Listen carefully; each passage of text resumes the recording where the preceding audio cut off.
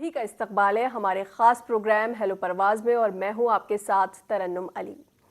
बदलते लाइफस्टाइल और गलत खान पान की वजह से हर उम्र के लोग दिल की बीमारियों के शिकार हो रहे हैं, जिसकी वजह से आजकल कम उम्र में ही लोगों को हार्ट अटैक आ जाता है।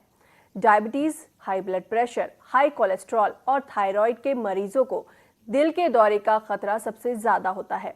अगर किसी को अचानक हार्ट अटैक आ जाए तो किसी को समझ नहीं आता कि क्या करें। तो आज हम आपको बताएंगे कि अचानक कार्डियक अरेस्ट हो जाए तो आपको क्या करना चाहिए।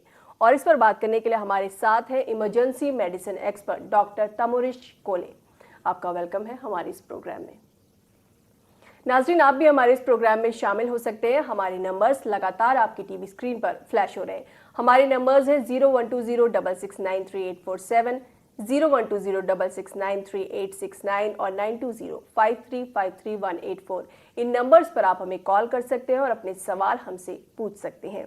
डॉक्टर तमुरिश कोले, जैसे मैंने कहा कि आज हम बात करेंगे सडन कार्डियक अरेस्ट की, क्योंकि ये इस तरह की बीमारी है कि आजकल बहुत ज़्यादा सुनने में आ रही है। तो सबसे पहले समझेंगे कि सडन कार्डियक अरेस्ट है क्या। जैसे आपने अभी कहा कि हार्ट अटैक का जो बीमारी है वो फैल रहा है और बहुत लोग हार्ट अटैक का शिकार हो रहा है। तो sudden cardiac arrest heart attack का एक कॉम्प्लिकेशन है, एक बहुत ही भयानक कॉम्प्लिकेशन है। मैं थोड़ा समय लूँगा इसको एक्सप्लेन करने के लिए। देखिए, हार्ट जो है हमारे बॉडी में एक बहुत ही इम्पॉर्टेंट काम करते हैं कि पूरा जो बॉडी को वो खून सप्लाई करते हैं और वो ऐसे ही पूरा बॉडी से फिर खून वापस लेके फिर उसको शुद्ध करके फिर वापस बॉडी में देते हैं। तो ये जो जैसे हमारा घर पे पानी का पंप है, पंप जैसे काम करते हैं बॉडी में जी। तो इस पंप को चलाने के लिए हार्ट के अंदर एक सेल्फ जनरेटेड इलेक्ट्रिकल सर्किट होता है जिनको आप नेचुरल पेसमेकर बोलते हैं। और ये इलेक्ट्रिकल सर्किट हार्ट को चलाते हैं और इसीलिए हम मिनट में 72 बार जो पल्स होते हैं हमारा 72 बार हार्ट खून को पंप करते हैं। अगर किसी वजह से हार्ट का कोई पोर्शन में हार्ट अटैक आ जाता है तो वो पोर्शन काम करना बंद कर देते हैं और ये जो इलेक्ट्रिकल सिस्टम है इसमें गड़बड़ी आ जाता है। और इसी में सबसे खतरनाक एक चीज़ हो सकता है, उसमें हम उसको वेंट्रिकुलर फिब्रिलेशन नहीं तो वेंट्रिकुलर टैकीकार्डिया कहते हैं। जो हार्ट का जो ये जो हार्ट बीट है वो बहुत फास्ट हो जाता है, वो ब्लड पंप नहीं कर सकता है। और अगर ऐसे हो गया तो 3 चीज़ होता है इसके लिए। एक तो इमीडिएटली ब्रेन में ब्लड सप्लाई बंद हो जाता है।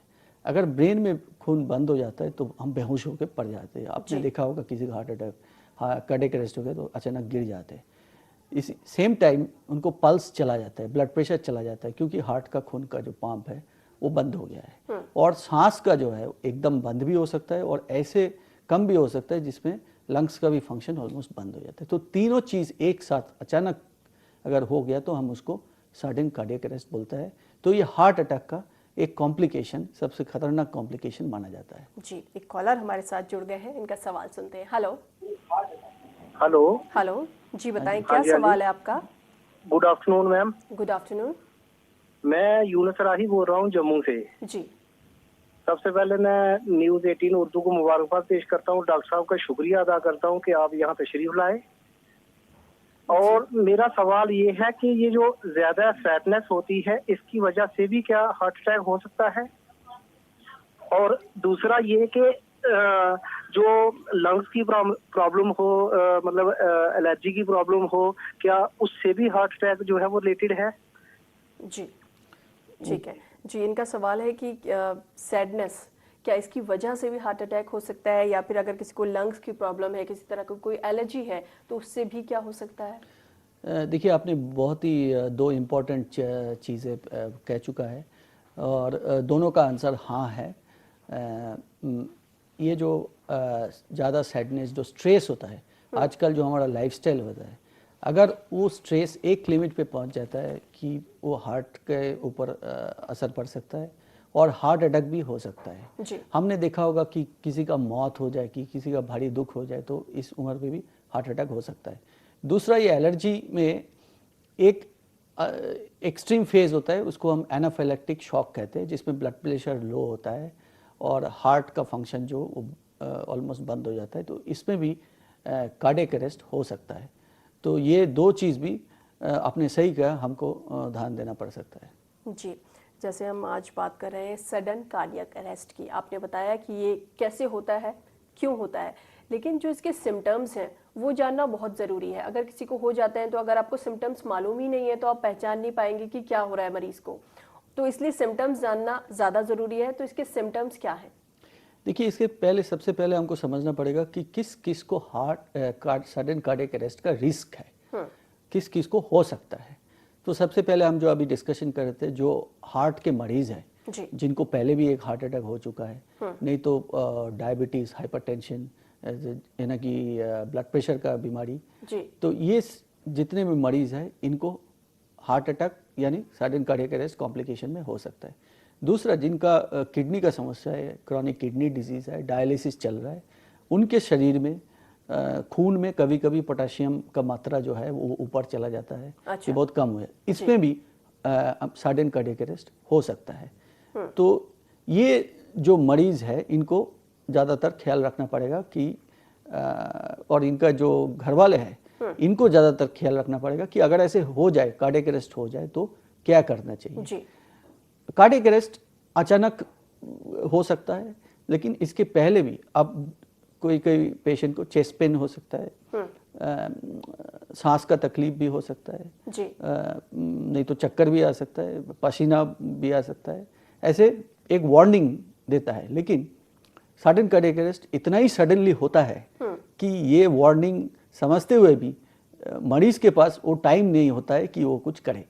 तो इसी स्थिति में जो उनके पड़ोसी है, जो उनका फैमिली मेंबर्स है, उनको जानना चाहिए कि क्या कुछ स्टेप वो ले सकता है कि ये जो पेशेंट है इसका ज़िंदगी बच जाए। जी, एक कॉलर हमारे साथ जुड़े हैं, इनका सवाल सुनते हैं। हेलो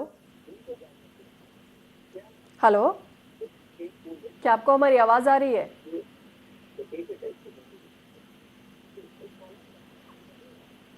आप अपने टीवी की आवाज़ थोड़ी सी कम करिए। हेलो, जी बताएं, क्या सवाल है? मैं सबिहा बोल रही हूँ। जी सबिहा, बताएं क्या सवाल है आपका? जी, गुड आफ्टरनून। गुड आफ्टरनून, सवाल बताएं। हेलो जी, मैं जी ओके जी, मेरा सवाल ये है डॉक्टर साहब, गुड आफ्टरनून, थैंक यू, आपका शो बहुत अच्छा लगा मुझे, और मुझे कुछ सवाल पूछने की जिसकी मुझको प्रॉब्लम थी, मैं पूछ सकती हूँ। मुझे प्रॉब्लम ये है कि मेरा वेट लगभग 90 केजी है, और मुझको बीपी हाई हमेशा रहता है ज्यादातर, और नंबर 3 प्रॉब्लम ये है कि मुझको अस्थमा भी है, और मैं डायबिटिक पेशेंट हूँ। हमेशा मेरा जो डायबिटीज है वो बढ़ी ही निकलती है, शुगर लेवल इंक्रीज रहता है। और सबसे बड़ी बात ये जो आजकल मुझे प्रॉब्लम हो रही है कि मुझे जब मतलब खांसी नहीं है बिल्कुल भी, लेकिन मेरे जो गले के नीचे थोड़ा कफ रहता है, और वो कफ जो है थोड़ा थोड़ा कर आता है, जिससे मुझे बहुत प्रॉब्लम हो रही है। वो मुझे लगता है कोई एलर्जी है क्या है, और मेरे 3 स्टेंट भी पड़ चुके हैं। एक बार ब्लॉकेज हो गया था 90 और 89 दो में, और अभी 2 मंथ बिफोर एक और पड़ा है, तीसरे में भी हो गया। वो 33 था पहले, लेकिन अब वो 90 के आसपास हो गया था, तो उन्होंने अभी अपोलो मेन हॉस्पिटल में किया गया है उसको। तो डॉक्टर साहब, मेरे लिए कुछ सजेशन अगर आप देंगे तो मैं बहुत थैंकफुल होंगी आपकी। जी जरूर। देखिए, मेरा कहना है कि आपका इलाज आपका डॉक्टर्स कर रहे हैं, तो इसके ऊपर मेरा एक ही सजेशन रहेगा कि आपका एक्सरसाइज आप कीजिए रोज़, और आपका वज़न जो है उसको कम करने का कोशिश कीजिए। डायबिटीज़ एक ऐसा बीमारी है, वो आपके साथ पूरा लाइफ तक रहेगा। इसको आपको डाइट कंट्रोल करके और आपका जो डॉक्टर्स है उनका सलाह लेके चलना पड़ेगा। डायबिटीज़ को कंट्रोल में रखना पड़ेगा। सबसे पहले आप वज़न कम करने का कोशिश कीजिए, डेली एक्सरसाइज कीजिए और डाइट पे ध्यान दीजिए। जी, आपने अभी हमें बताया सिम्टम्स कि क्या सिम्टम्स हो सकते हैं, किस तरह से हम पहचानें कि मरीज़ को कार्डियक अरेस्ट हुआ है। लेकिन वहीं पे बहुत से लोग ये भी कहते हैं, डॉक्टर्स भी कहते हैं कि अगर इसको किसी को इस तरह से हो जाए और डॉक्टर हॉस्पिटल पहुंचने में काफ़ी देर है, डॉक्टर के पास आप नहीं पहुंच पा रहे हैं, तो घर पर अगर आपके पास डिस्प्रिन है तो वो आप पानी में घोलकर मरीज़ को दे सकते हैं इमरजेंसी में। तो क्या ये दी जा सकती है और ये किस हद तक काम करती है? देखिए एस्पिरिन एक बहुत ही इम्पोर्टेंट दवाई है जी। दिल के दौरे के मसले पे। जैसे मैंने पहले बोला कि जो कार्डियक पेशेंट्स है, जो जिसके ब्लड प्रेशर का बीमारी है, जिसको दिल के दौरे का खतरा है, ये पेशेंट्स अगर दिल के दौरे का सिम्टम्स महसूस कर रहा है तो एक एस्पिरिन ले सकता है। बट बेहतर यही होगा कि जल्द से जल्द एक एम्बुलेंस के सहारे वो अस्पताल पहुँचे और सबसे पहले जो टेस्ट करना चाहिए वो कि ईसीजी है। ईसीजी देख के कोई भी डॉक्टर्स जो रहता है इमरजेंसी में कि कार्डियोलॉजिस्ट रहता है, उनके हिसाब से एक एस्पिरिन का लोडिंग डोज हम बोलते हैं 325 मिलीग्राम का, वो लोग देते हैं। तो वही एस्पिरिन का सही डोज है। तो अगर कुछ नहीं है, बहुत दूर है अस्पताल, तो एक एस्पिरिन लेने में कोई खतरा नहीं है। बट बेहतर यही होगा कि अस्पताल पहुँचे, ईसीजी करे और लोडिंग डोज एस्पिरिन ले। जी, और इसी में हम कई बार ये भी सुनते हैं सीपीआर। तो सीपीआर क्या है, किस तरह से मरीज की मदद करता है और कौन सीपीआर कर सकता है, कौन सीपीआर दे सकता है? देखिए बड़ा इम्पोर्टेंट क्वेश्चन आपने पूछा है। दुनिया भर में अगर हम सडन कार्डियक अरेस्ट देखें तो आंकड़ा आज के डेट में जो है 100 में 1 मरीज का बचने का उम्मीद किया जा सकता है। ये बहुत ही एक निराशाजनक स्थिति है। जी। और इसका रीज़न बहुत कारण है। एक जो महत्वपूर्ण कारण यही है कि एक जो मेथड है हार्ट को चालू करने के लिए, उसको हम सीपीआर बोलते हैं, कार्डियोपल्मोनरी रिससिटेशन। जी। ये हम जो मरीज़ के फैमिली नहीं तो ज़्यादातर सोसाइटी मेंबर्स को हम सिखाने में उतना कामयाब नहीं रहे जितना भी हमको होना चाहिए। तो सीपीआर एक ऐसे मेथड है, कोई भी कर सकता है। आजकल जिसको मेडिकल नॉलेज है, जो अस्पताल में काम करता है, जो डॉक्टर्स है, नर्सेस है, उनके लिए एक अलग प्रोटोकॉल बनाया गया। लेकिन आम जनता के लिए कोई भी अगर ये मेथड सीखना चाहे तो उसके लिए एक simple methods, compression only CPR, that means खाली कॉम्प्रेशन के बजाय हार्ट को चालू करने का एक प्रोटोकॉल दुनिया भर में बनाया गया है। और बहुत देश इसमें आगे बढ़ चुका है कि वो हर नागरिक को ये सिखाने का कोशिश कर रहा है। फिर भी अगर हम एक तरह से सीपीआर को समझना चाहें, इसका मेथड हम समझना चाहें, व्यूवर्स को बताना चाहें, तो क्या इसका मेथड है, कैसे कर सकते हैं? देखिए आम जनता के लिए ऐसे ज़रूरी है, खास करके मैंने अभी बोला कि जिनके घर में मरीज़ है उनको तो सबसे पहले सीखना चाहिए। और ये सीखने के लिए कोई भी डॉक्टर साहब, कोई भी अस्पताल में आप थोड़ा सा अगर टाइम दे तो आपको वो एक्सप्लेन करके सिखा पाएगा, क्योंकि ये एक मैकेनिकल मेथड है। ज़्यादातर के 2 हाथ ऐसे रख के और छाती के बीच में एक कॉम्प्रेशन किया जा सकता है। मिनट में 100 बार करने अगर कोई कर पाए तो वो सबसे बेस्ट है। और ऐसे करते करते आप अस्पताल में खबर दीजिए, एम्बुलेंस आएगा और उसमें जो टेक्नीशियंस रहते हैं, जो नर्सेस रहते हैं, डॉक्टर साहब रहते हैं, वो जनरली वो हैंड ओवर ले लेते हैं और वो प्रोसेस को कंटिन्यू करते हैं। और इसको हम एक चेन ऑफ सर्वाइवल, एक टर्म मैं एक्सप्लेन करूंगा आगे, इसको एक अहम हिस्सा मानते हैं। जी, लेकिन फिर भी अगर हम किसी को सीपीआर दे रहे हैं तो ये जानना ज़रूरी है कि उसमें प्रेशर कितना हो, क्योंकि कई बार जो बोन्स हैं उनके टूटने का भी डर रहता है। तो उस टाइम क्या करें, प्रेशर कितना रहे? देखिए जैसे मैंने बोला, तो इसके लिए हर व्यक्ति को थोड़ा सा ट्रेनिंग का ज़रूरत है। तो प्रेशर उतना ही होना चाहिए कि जितना ज़रूरी है। ये ऐसे एक्सप्रेशन में दिया जाता है, तो 2.5 से 3 इंच जो डेप्थ है उसमें नीचे जाना चाहिए और फिर ऊपर आना चाहिए। थोड़ा सा टाइम देना पड़ेगा कि वो चेस्ट वापस अपना पोजीशन में आ जाए, फिर प्रेशर दिया जाए। और अगर ये करते करते, आपने बहुत इंपॉर्टेंट क्वेश्चन पूछा है कि 1-2 रिब्स अगर टूट भी जाए, ये कॉमन कॉम्प्लिकेशंस है एक्चुअली सीपीआर का। इसमें कोई सोचने का बात नहीं है, क्योंकि उस टाइम पे ज़िंदगी सबसे ज़्यादा इम्पोर्टेंट है। अगर आदमी का किसी का रीब टूट गया, वो बाद में हम रिपेयर कर सकते हैं, लेकिन कोई जान चला जाए तो वापस नहीं आ सकता है। जी, किसी मरीज को कार्डियक अरेस्ट हो जाए तो उसको बचाने के लिए इमरजेंसी में क्या किया जा सकता है घर पर ही? देखिए जैसे मैंने एक टर्म अभी बोला, उसको हम चेन ऑफ सर्वाइवल बोलते हैं। जी। मतलब कि कुछ स्टेप्स एक के बाद एक सिस्टम में होना चाहिए, जिससे ऐसे कोई मरीज़ बच सकता है। तो इसके लिए कोई एक दवाई नहीं है, कोई एक डॉक्टर भी नहीं है, कोई एक अस्पताल भी नहीं है। इसके लिए हम सब मिलके एक सिस्टम बनाना चाहिए। तो सिस्टम का सबसे पहले हिस्सा है कि आपको आपका इमरजेंसी जो नंबर है, जो नंबर फ़ोन करके आप किसी को बुलाएंगे हेल्प के लिए, चाहे वो एम्बुलेंस हो, चाहे वो अस्पताल हो, वो नंबर आपको पता होना चाहिए। भारत में आज के डेट में बहुत सारे राज्य हैं जिसमें 108 नंबर है। हाँ। हम पूरे देश 112 नंबर की तरफ जा रहा है।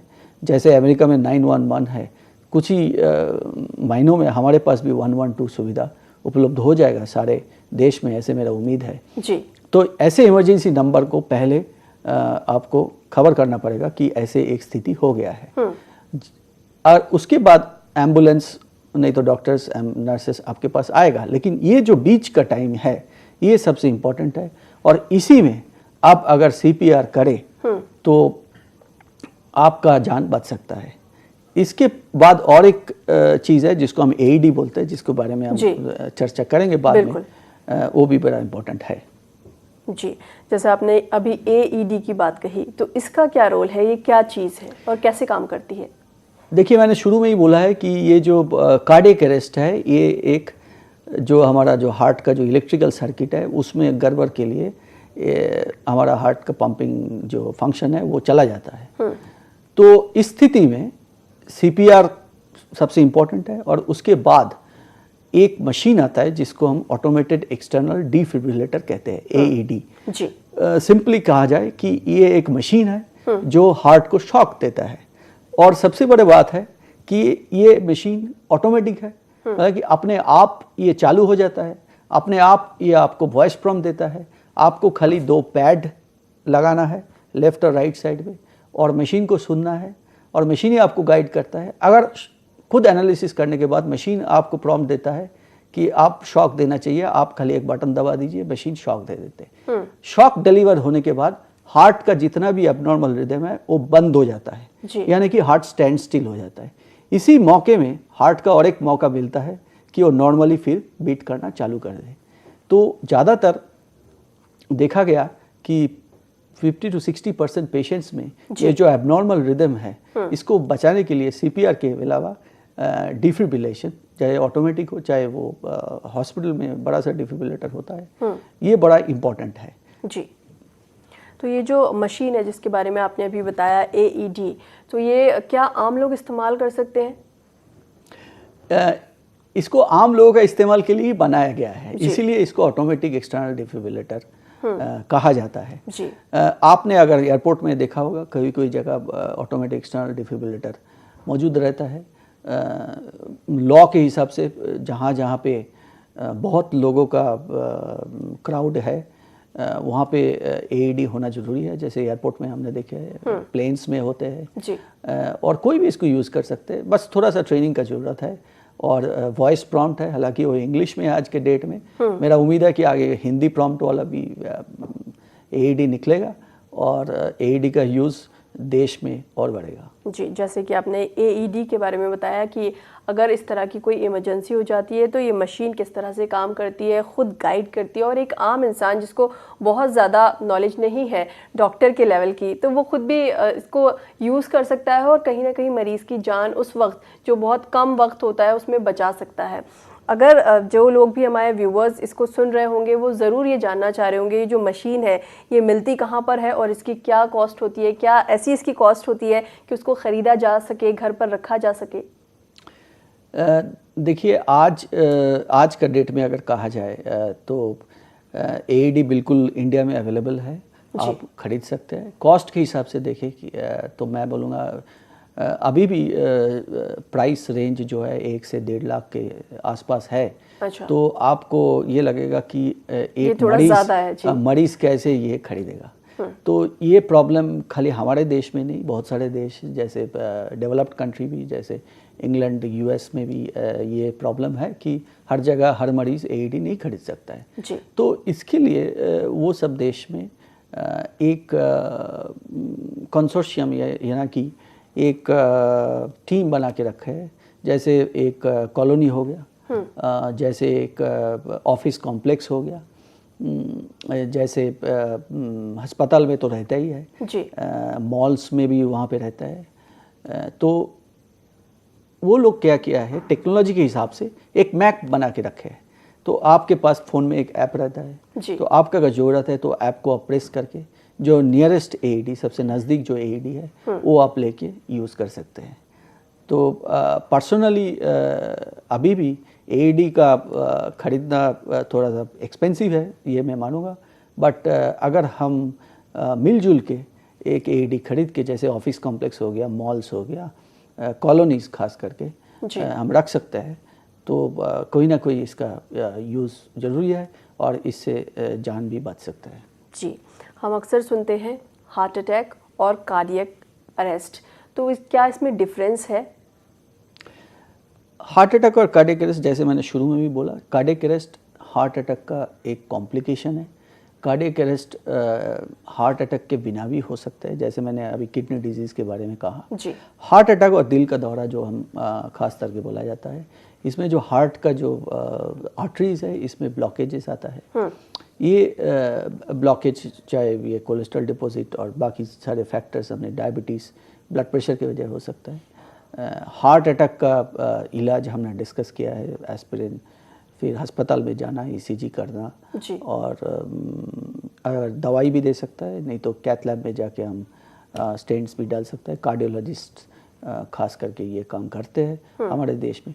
कार्डियक अरेस्ट जो है, इनके अगर कहा जाए, इनका ट्रीटमेंट के लिए मैं एक बार फिर बता रहा हूँ, हम सबको एक साथ काम करना पड़ेगा, एक सिस्टम बनाना पड़ेगा, जहाँ से घर से लेके अस्पताल तक एक कंटिन्यूअस केयर, तुरंत जब भी कार्डियक अरेस्ट हो तब से जाके जब अस्पताल में एडवांस केयर मिल रहा है, ये कंटिन्यूअस केयर का जरूरत है, जिसको हम चेन ऑफ सर्वाइवल कहते हैं।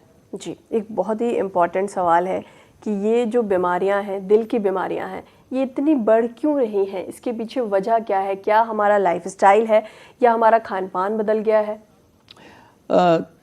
दोनों ही सही है।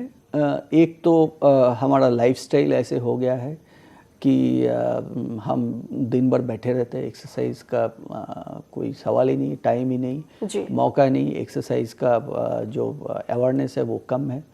हालांकि योगा का बड़ा चर्चा हो रहा है। भारत ऐसे देश है जो योगा को सारा विश्व में प्रचार किया है, तो योगा को अपनाना पड़ेगा हमको, ये इम्पोर्टेंट है। और जो हमारा स्ट्रेस है उसको कैसे भी हमको कम करना पड़ेगा, स्ट्रेस एक बहुत इम्पोर्टेंट फैक्टर है। फास्ट फूड, ये भी जो हमने आजकल खाना चालू किया है, और आजकल तो घर बैठे बैठे खाना फास्ट फूड मिल जाता है, बिल्कुल। तो ये भी हमको थोड़ा सा अवेयर रहना पड़ेगा कि कितना हम खा सकते हैं और कहाँ पे हमको एक बाउंड्री इसमें ड्रॉ करना पड़ेगा। और जो अपना खाना है, जो नेचुरल फूड है, जैसे फल हो गया, और अपना जो देसी चीज़ है जिसको हम नेचुरल चीज़ कहते हैं, इसके ऊपर हमको ज़्यादा ध्यान देना पड़ेगा। और ये जो आर्टिफिशियल जो चीज़ें आजकल आ रहा है, उससे थोड़ा दूर रहें, दूरी बना कर थोड़ा दूरी पर रह के बना चलना पड़ेगा। नमक का मात्रा जो है, सॉल्ट एक बड़ा सा फैक्टर है, उसके ऊपर भी हमको ध्यान देना पड़ेगा। जी, अगर हम स्मोकिंग की बात करें तो ये भी आजकल हमारी लाइफस्टाइल का एक हिस्सा है। बहुत सारे लोग स्मोकिंग करते हैं, शायद कहीं ना कहीं ये भी वजह होती है कि वो एक स्टेटस सिंबल भी समझते हैं इसे, लेकिन उसकी जो कमियां हैं जिससे वो आपकी बॉडी के बहुत सारे पार्ट्स ख़राब कर रहा है, आपको बीमार बना रहा है, वो नहीं जानते हैं। तो आप बताएं कि ये जो स्मोकिंग है ये हमारे दिल पर किस तरह से असर डाल रही है, किस तरह से हमें बीमार कर रही है? तो ये स्मोकिंग एक इंडिपेंडेंट रिस्क फैक्टर के हिसाब से माना जाता है। मतलब कि आपके अगर डायबिटीज़, ब्लड प्रेशर की फैमिली हिस्ट्री ना भी हो, और अगर आप बहुत स्मोकिंग कर रहे हैं, तो आपके दिल के ऊपर असर पड़ता है और हार्ट अटैक का चांस बढ़ जाता है, लंग्स खराब हो जाता है। कोई और बीमारी स्मोकिंग के साथ जो बहुत ही खतरनाक तरीके से जुड़ा हुआ है। ये मैं और एक चीज़ दोहराऊंगा, क्योंकि कार्डियक अरेस्ट का बात चल रहा है आजकल, जो रिक्रिएशनल ड्रग्स, वाला कि एकदम ही एडवाइस नहीं है, बट बहुत यंग जो क्राउड है वो ले लेता है रिक्रिएशनल ड्रग्स, तो इसके हिसाब से भी सडन कार्डियक अरेस्ट हो सकता है। खास करके कोकेन का दौरा करूँगा, इससे दूर रहने का सलाह दूंगा, क्योंकि इससे अगर हार्ट का दिल का कोई बीमारी ना भी हो तो एक यंग पेशेंट्स में भी, यंग क्राउड में भी कार्डियक अरेस्ट हो सकता है। जी, जो 2-3 चीज़ें आपने बहुत इम्पॉर्टेंट बताई कि एक तो CPR सबको मालूम होना चाहिए, उसका क्या मेथड है, उसको किस तरह से किया जाए, और अगर इस तरह की इमरजेंसी कोई आपके घर में हो जाती है तो उस वक्त आपको क्या करना है, किस तरह से अस्पताल पहुंचना है, और घर से अस्पताल पहुंचने के जो बीच का टाइम है उसको आपको किस तरह से इस्तेमाल करना है और मरीज़ की जान कैसे बचानी है। डॉक्टर तमोरिश कोले, आप हमारे स्टूडियो में आए, तमाम कॉलर्स के सवालों के जवाब दिए, आपका यहाँ आने के लिए बहुत बहुत शुक्रिया। नाजरीन, फिलहाल हमें दीजिए इजाज़त, आपसे कल फिर से होगी मुलाकात। तब तक आप खुश रहिए, मुस्कुराते रहिए और सेहतमंद रहिए। आदाब।